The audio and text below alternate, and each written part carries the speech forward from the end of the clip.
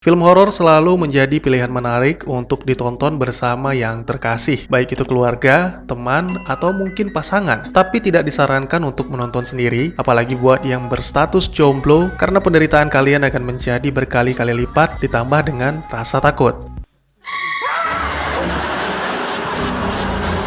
Tidak hanya menampilkan hantu-hantu atau setan seperti yang sudah sering kita tonton di televisi dalam negeri, tapi dalam film horor juga ada subgenre seperti thriller, gore, psychological, monster, sampai zombie. Salah satunya adalah Night of the Living Dead, garapan sutradara Tom Savini. Film yang rilis di tahun 1990 ini adalah remake dari film George A. Romero pada tahun 1968 dengan judul yang sama. Kali ini Romero berperan sebagai penulis naskah, yang mana juga berdasarkan naskah original yang dulu ditulisnya bersama dengan John E. Russo. Durasinya sendiri adalah 88 menit dan dibintangi oleh Tony Todd, Patricia Tallman, dan Tom Towles. Selamat datang dan selamat berjumpa kembali bersama saya Teguh Gusto. Mari kita mulai ceritanya.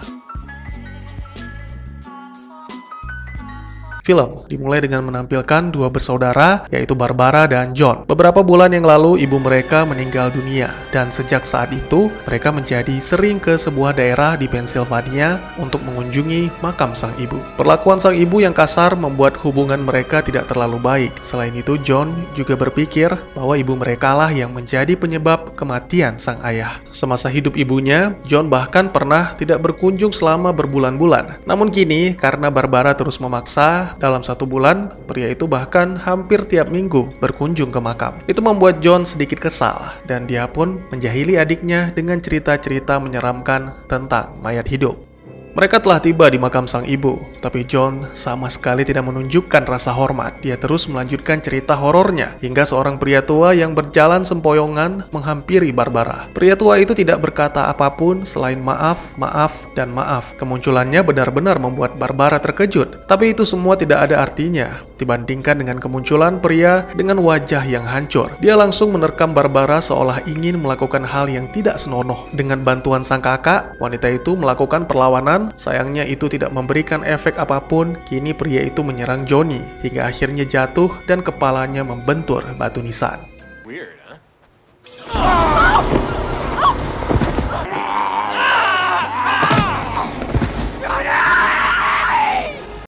Barbara berteriak histeris sambil melarikan diri. Bingung, takut, dan panik, wanita itu terus berlari menuju ke mobilnya untuk segera meninggalkan tempat itu. Barbara meneriaki seorang pria berpakaian rapi untuk mendapatkan pertolongan. Sangat mengejutkan, ternyata pria itu pun tidak jauh berbeda dengan pria yang membunuh John. Barbara mencoba melarikan diri, tapi sayangnya kunci mobil ada pada John. Akhirnya, dalam keadaan terdesak, dia melepaskan rem tangan, dan itu membuat mobil melaju mundur hingga menabrak batang pohon.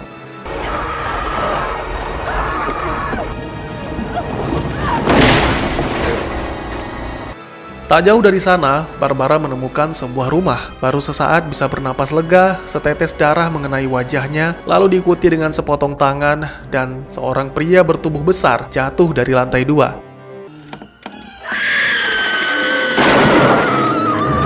Wanita itu kembali berteriak dan berlari seperti kesetanan. Dua pria berwajah menyeramkan lain juga muncul di sekitar rumah. Itu membuat Barbara benar-benar putus asa. Hingga akhirnya sebuah truk datang menabrak salah satu pria menyeramkan. Ternyata si pengemudinya adalah seorang pria yang mana kali ini sepertinya benar-benar normal.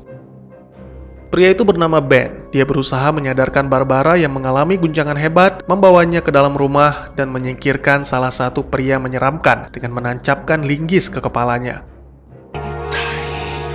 Damn it! Barbara pun tidak tinggal diam, dia mengumpulkan keberaniannya dan terus memukuli pria gemuk hingga kepalanya pecah. Kemudian Ben menuju keluar dan membereskan dua orang menyeramkan lagi. Salah satunya adalah pria yang ditabrak. Ben membunuh pria itu dengan menikam kepalanya. Apa yang sebenarnya terjadi? God damn you! hanya tersisa sedikit bensin pada truk yang dibawa Ben. Karena tidak mungkin berjalan kaki di lokasi terpencil dan berbahaya itu, akhirnya Ben memutuskan untuk berlindung di rumah kosong. Ben mengaku tidak mengetahui apapun tentang orang-orang menyeramkan itu. Namun, dia mendengar beberapa pendapat di radio, mulai dari tahanan yang lepas hingga pengaruh dari limbah kimia. Tapi tak ada yang bisa menjelaskan bagaimana orang yang lehernya patah dan tubuhnya penuh dengan luka tembak masih berjalan, bahkan menyerang. Ben melanjutkan ceritanya dimulai dari ketika dia berada di bar di daerah Evans City. Para pria bersenjata muncul membasmi semua orang-orang menyeramkan dan mengumpulkan mayat mereka di truk. Keadaan semakin tak terkendali, orang-orang bersenjata menembak ke segala arah hingga menimbulkan korban. Salah satu makhluk sempat menerima tembakan sebanyak puluhan kali. Seharusnya makhluk itu sudah mati, tapi dia masih tetap berjalan hingga kepalanya tertembak. Itulah satu-satunya cara untuk membunuhnya. Menurut Ben, mereka bukanlah para tahanan yang melarikan diri atau bukan tentang limbah kimia. Yang mereka hadapi adalah sesuatu yang baru dan tak bisa dijelaskan, seperti neraka yang datang ke dunia. Sangat disayangkan telepon di rumah itu tidak berfungsi, namun Ben menemukan sekotak peluru yang menandakan pasti si pemilik rumah menyimpan senjata. Ben mencoba untuk memeriksa ruangan di lantai 2, alangkah terkejutnya pria itu ketika melihat mayat seorang pemuda dengan kondisi yang mengenaskan. Sesaat kemudian Ben bergegas turun setelah mendengar teriakan dari Barbara. Wanita itu mengira dua orang pria yang muncul di belakangnya adalah mayat hidup atau selanjutnya kita sebut dengan zombie.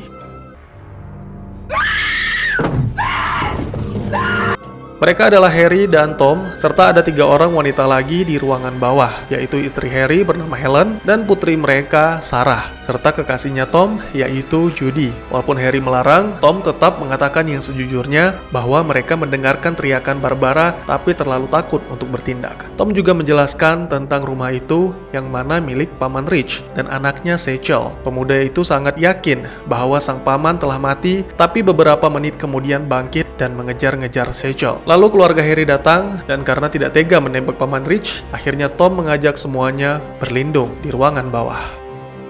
Barbara melihat 3 zombie yang sedang menuju ke rumah Ben dan Harry yang sejak awal tidak akur bertengkar, karena Ben lebih memilih untuk menahan para zombie sambil memikirkan jalan keluar daripada harus mati terjebak di bawah tanah. Ben mendapat dukungan dari Tom dan juga Judy. Bersama-sama mereka menutupi jendela dan kayu dan pintu-pintu kamar. Mereka juga mengambil beberapa pintu di ruangan bawah setelah pertengkaran yang kembali terjadi antara Ben dan Harry. Ben melihat kondisi Sarah yang tak sadarkan diri. Menurut penjelasan dari Helen, salah satu dari zombie melukai tangannya. Sarah harus segera mendapat perawatan medis. Oleh karena itu, Ben meminta Helen untuk mencari kunci pom bensin agar mereka bisa menyalakan truk dan membawa Sarah ke rumah sakit. Tentunya permintaan itu ditolak oleh Harry. Pria itu sampai menampar istrinya karena berani membantah. Namun Helen tetap mengabaikan Harry karena saat ini keselamatan putrinya lebih penting dari ocehan suaminya yang tidak berguna itu. Serangan zombie mulai berdatangan, bahkan mereka ada yang berhasil menerobos pintu yang menutup jendela.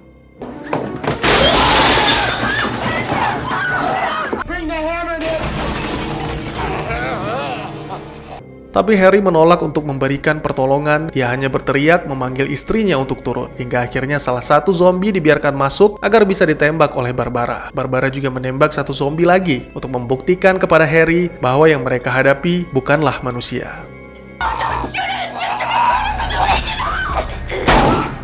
You think so?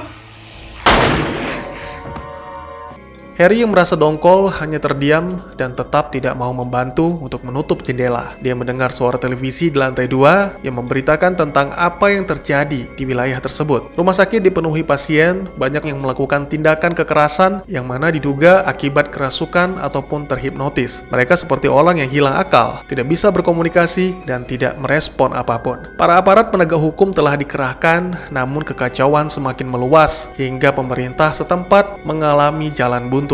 Layanan masyarakat pun mengalami gangguan, diantaranya gangguan listrik dan telepon. Timbul beberapa asumsi dari masyarakat. Ada yang bilang itu akibat lapisan ozon atau senjata kimia. Ada pula yang mengatakan karena ilmu sihir, voodoo, atau alien. Tapi salah satu ilmuwan dari Pusat Pencegahan Penyakit membantah teori-teori tersebut. Penjelasan yang masuk akal adalah kuman, bakteri, atau virus yang memiliki efek pengubah pikiran pada korbannya.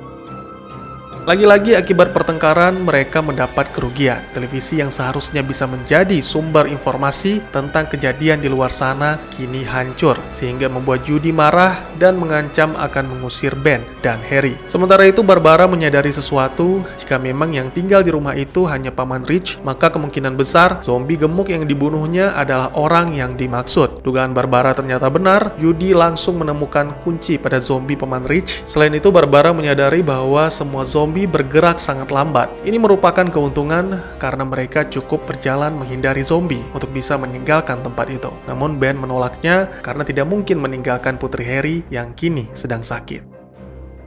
Ben memutuskan untuk mengisi bensin bersama dengan Tom dan Judy, sedangkan Barbara akan tetap tinggal berjaga-jaga di rumah. Tentunya itu tidak akan mudah karena para zombie sudah berkumpul di pekarangan rumah dan juga truknya yang sangat sulit dinyalakan. Ditambah lagi beberapa zombie berusaha masuk dan menyerang Barbara. Beruntung makhluk itu takut api sehingga Ben berhasil mengusir mereka dengan obor. Dengan panik, Judy mengendarai mobilnya. Gadis itu bahkan tidak menyadari bahwa telah menjatuhkan Ben. Sangat disayangkan ternyata kunci yang dibawa mereka bukanlah kunci pom bensin. Tanpa pikir panjang, Tom yang merasa frustasi langsung menembak gemboknya hingga terjadi kebocoran dan membuat pom bensinnya meledak. Ledakan itu sekaligus membunuh Tom dan juga Judy, serta menghancurkan harapan mereka untuk pergi dari tempat terkutuk itu. Kini yang bisa dilakukan hanyalah berlindung di ruangan bawah. Sangat mengejutkan, ternyata Sarah telah berubah menjadi zombie dan langsung memakan Helen. Sementara itu, Ben terus berlari ke rumah menghindari para zombie dengan bantuan Barbara. Tiba-tiba saja Harry menyerang Barbara dan berhasil merebut senapannya. Barbara pun merelakan senapan itu demi membukakan pintu untuk Ben. Mereka kembali berusaha menahan zombie yang mencoba menerobos masuk dan lagi-lagi Harry masih tak bergeming. Dia hanya melihat dengan tatapan sinis sambil mengisi peluru senapannya. Sesaat kemudian, ketika Ben dan Barbara memungut pistol dari zombie polisi, Sarah muncul tepat di hadapan sang ayah. Harry terdiam mundur karena tidak tega menembak putrinya sendiri. Bahkan pria itu tidak segan-segan menembak Ben yang berusaha membunuh Sarah. Akhirnya ketika Harry lengah, Barbara meraih pistol lalu langsung menembak Sarah. Kembali lagi terjadi perkelahian yang bahkan kali ini lebih buruk karena Harry dan Ben saling menembak. Ben tidak mungkin bisa berjalan jauh dengan luka tembaknya. Akhirnya pria itu meminta Barbara untuk segera pergi. Setelah ditinggal oleh Barbara, para zombie yang mencium darah Ben berbondong-bondong masuk ke rumah. Harry bersembunyi di atap, sedangkan Ben di ruangan bawah. Setelah menembak kepala Helen yang telah menjadi zombie, Ben hanya duduk dan merokok sambil tertawa mendengar siaran radio yang menyampaikan pemberitaan tentang lumpuhnya semua fasilitas dan juga serangan zombie. Ben juga menertawakan nasibnya yang sial. Ternyata kunci pom bensin yang selama ini dicari berada di ruangan bawah. Para zombie semakin kelaparan. Mereka menyeret mayat Tom dan Judy untuk dimakan. Bahkan ada yang memakan tikus dan bagian tubuh zombie yang lain. Barbara benar-benar tak kuasa menyaksikan semua itu. Setelah menembak zombie tua dan melanjutkan pelarian, Barbara menemukan sebuah truk. Tiba-tiba saja terdengar suara tembakan. Itu membuat Barbara terkejut hingga jatuh ke dalam bak. Di sana dia melihat mayat John, lalu sebuah tangan kekar menangkap Barbara dan ternyata itu adalah para warga sipil bersenjata. Keesokan paginya, Barbara bangun di sebuah mobil. Dia bingung dengan keramaian di sekitarnya, di mana orang-orang terlihat sangat bahagia seperti dalam acara festival. Ada yang mengadu zombie dengan seorang pria mabuk di dalam arena. Ada pula yang menggantung zombie lalu menyiksanya. Zombie adalah kita dan kita adalah zombie. Kata-kata itu keluar begitu saja dari mulut Barbara. Dia pun kembali ke rumah Rich untuk memeriksa keadaan Ben. Sangat disayangkan Ben telah menjadi zombie. Itu membuat Barbara sangat terpukul. Dia menyesal karena telah gagal mendatangkan bantuan. Orang yang tidak diharapkan justru malah selamat. Harry keluar dari tempat persembunyiannya dengan wajah yang tersenyum lebar. Tentunya Barbara tidak tinggal diam. Wanita itu langsung menembakkan pistolnya tepat ke kepala Harry. Akhirnya film pun ditutup dengan menampilkan Barbara yang menyaksikan pembakaran mayat. Sampai saat ini tidak ada yang mengetahui dengan pasti apa yang menyebabkan orang-orang menjadi zombie dan apakah ini semua telah berakhir dan tamat. Seperti yang sudah saya jelaskan di awal video, film ini adalah remake dari versi yang tahun 1968, di mana tampilannya masih hitam putih. Versi 1968 ini benar-benar meledak pada masanya, hingga para penggemar menobatkannya sebagai film horor tengah malam terseram. Sebuah film horor dengan pemeran utama kulit hitam dan kandungan komentar tentang rasisme di tahun 60-an, serta diakhiri dengan beberapa adegan berdarah. Ceritanya sendiri tidak jauh berbeda, diawali dengan Barbara dan saudara laki-lakinya Johnny yang mengunjungi makam sang ibu. Johnny yang merasa tidak nyaman dengan hal itu menggoda saudarinya dengan kalimat pembukanya yang cukup terkenal. "Mereka akan menjemputmu, Barbara." Barbara bertemu dengan Ben di sebuah rumah petani, lalu disusul dengan kemunculan karakter-karakter lain seperti Tom dan kekasihnya Judy, serta si brengsek Harry beserta istrinya Helen dan putri mereka yang akan segera menjadi zombie. Yang benar-benar berbeda adalah di versi 1968, karakter Barbara terus menjadi beban dan cobaan untuk menguji kesabaran Ben. Sedangkan di versi 1990, Barbara yang awalnya hanya berteriak saja, berkembang menjadi wanita pemberani dan lebih barbar. Dia mempunyai inisiatif untuk memilih melakukan perjalanan sejauh 5 mil sambil menghindari para zombie dibandingkan menunggu datangnya pertolongan. Menjelang akhir film, Barbara mengatakan mereka adalah kita adalah mereka. Barbara telah kehilangan kepercayaan terhadap manusia, melihat sikap yang ditunjukkan oleh orang-orang bersenjata yang berpesta di atas musibah yang sedang terjadi, berfoto bersama, mempermainkan, bahkan ada yang menyiksa zombie dengan cara menggantung dan menembakinya. Ya mungkin memang zombie telah mati dan tidak akan merasakan sakit, tapi bukankah mereka dulunya adalah manusia, yang mana seharusnya mendapatkan pemakaman yang layak? Zombie adalah monster, memiliki wujud yang menyeramkan, tanpa akal, tanpa perasaan. Tapi mungkin saja yang dipikirkan oleh Barbara, monster yang sesungguhnya adalah manusia yang memiliki akal tapi tidak berperasaan, dan itu tidak membuat perbedaan di antara manusia dan zombie. Bagaimana menurut kalian?